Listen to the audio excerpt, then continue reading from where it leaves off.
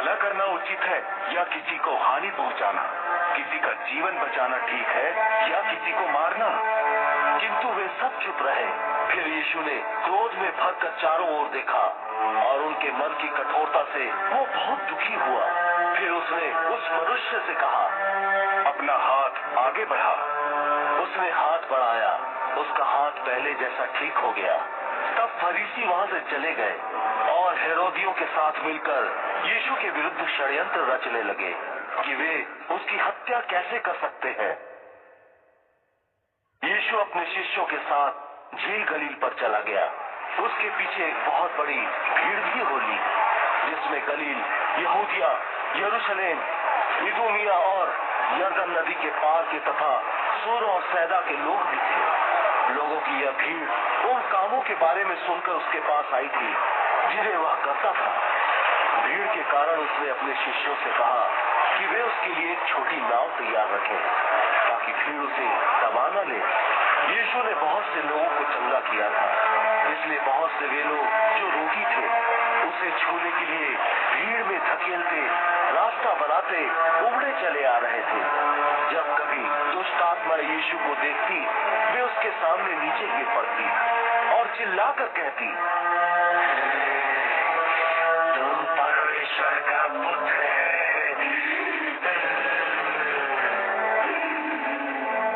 किंतु वह उन्हें चेतावनी देता कि वे सावधान रहें और इसका प्रचार न करें। फिर यीशु एक पहाड़ पर चला गया और उसने जिनको वो चाहता था अपने पास बुलाया। वे उसके पास आए, जिनमें से उसने 12 को चुना और उन्हें प्रेरित की पदवी दी। उसने उन्हें चुना ताकि वे उसके साथ रहें और वह उन्हें उपदेश प्रचार के लिए भेजे और वे दुष्ट आत्माओं को खदेड़ बाहर निकालने का अधिकार रखें।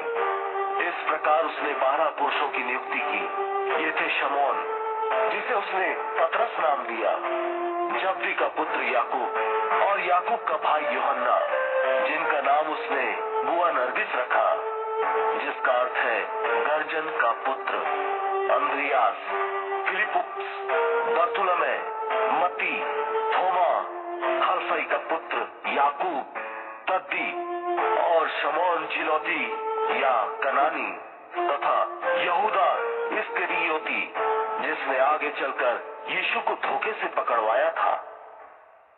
अब वे सब घर चले गए, जहाँ एक बार फिर इतनी बड़ी भीड़ इकट्ठी हो गई कि यीशु और उसके शिष्य खाना तक नहीं खा सके।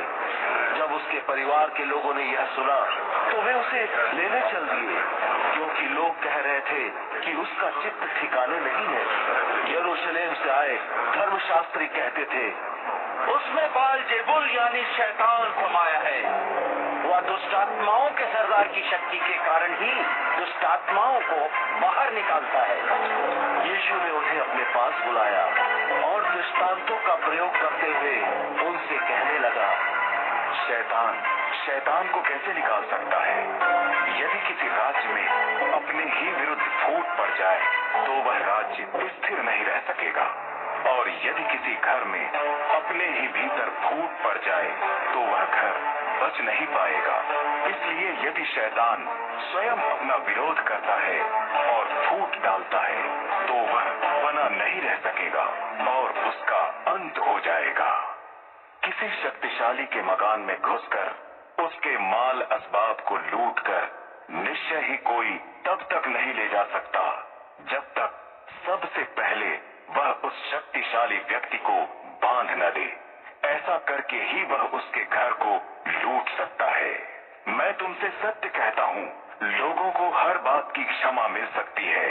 उनके पाप और जो निंदा, बुरा भला कहना उन्होंने किए हैं वे भी क्षमा किए जा सकते हैं, किंतु पवित्र आत्मा को जो कोई भी अपमानित करेगा उसे क्षमा कभी नहीं मिलेगी। वह अनंत पाप का भागी है।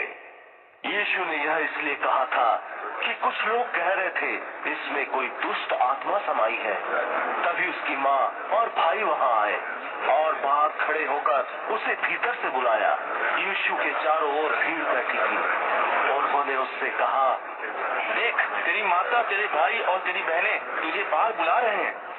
यीशु ने उन्हें उत्तर दिया, मेरी माँ और मेरे भाई कौन हैं?